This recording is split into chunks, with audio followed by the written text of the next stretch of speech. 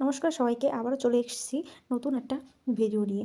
তো সকাল সকাল দেখুন আমার হাজব্যান্ড দুরকম মাছ নিয়ে চলে এসেছে। এটা মনে হচ্ছে একটা টুনা মাছ মনে হয়, আমি ঠিক মনে পড়ছে না এটার নাম কি। মনে হচ্ছে এটা টুনা মাছ আর চিংড়ি মাছ। তো আমি ধুয়ে পরিষ্কার করে নুন হলুদ মাখিয়ে মাছগুলো ভেজে নেব। আর এখনও বুঝে উঠতে পারছি না যে মাছটা কী দিয়ে রান্না করব। চিংড়ি মাছও আছে আর এই মাছটাও রয়েছে। মাছটা আলু দিয়ে একটু তরকারি করব, আর হচ্ছে চিংড়ি দিয়ে অল্প করে পালং শাক একটু ভাজবো। তো কথা বলতে বলতে দেখুন এদিকে মাছ ভাজাও চলছে, আর আলু দিয়ে যে তরকারিটা করব সেজন্য আলুটা বসিয়ে নিয়েছি।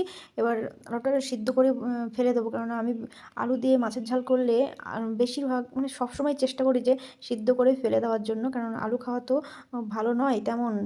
কিন্তু কি করব, সবজির মধ্যে এক নম্বর তো আমরাই চিনি, যাই কিছুর প্রধান হচ্ছে আলু। আলু ছাড়া কোনো তরকারি হয় না। আমি অ্যাকচুয়ালি আলু খেতে আমরা খুবই ভালোবাসি, কিন্তু ভালোবাসলেও হবে না, নিজের শরীরের দিকে তো খেয়াল রাখতেই। এদিকে দেখুন আপনাদের সাথে কথা বলতে বলতে আমার সবজি মশলা কষানোটা প্রায় কমপ্লিট হয়ে গেছে। আলু দিয়ে দিয়েছি, এবার জল দিয়ে মাছটা দিয়ে ধনেপাতা দিয়ে নামিয়ে নেব। কি বলুন তো, সত্যি বলতে শিলে বাটা মশলা দিয়ে তরকারি রান্না করার যে টেস্টটা আসে, আমার মিক্সারে করে মশলা না আমি ঠিক পছন্দ হয় না। দেখুন সবারই একই, শিলে বাটলে কি তরকারিটা একটু অন্যরকম হয়, আর মিক্সারে করলে ব্যাপারটা একটু অন্যরকম গ্রেভি টাইপের একটু বেশি হয়, সেটা আমার একদম ভালো লাগে না। তো আমার তরকারিটা যেহেতু নামিয়ে নিয়েছি, আর এবারে করব হচ্ছে পালং শাক। ওই জন্য লঙ্কা পেঁয়াজ একটু তেলের ফোড়ন দিয়ে দিলাম। আর আমি একটু পালং শাক ভাজা করলে পাঁচফোড়ন দিই, সাথে আজকে করছি চিংড়ি মাছ দিয়ে, সাথে দারুণ ভালো লাগবে খেতে, আগে একদিন খেয়েছি।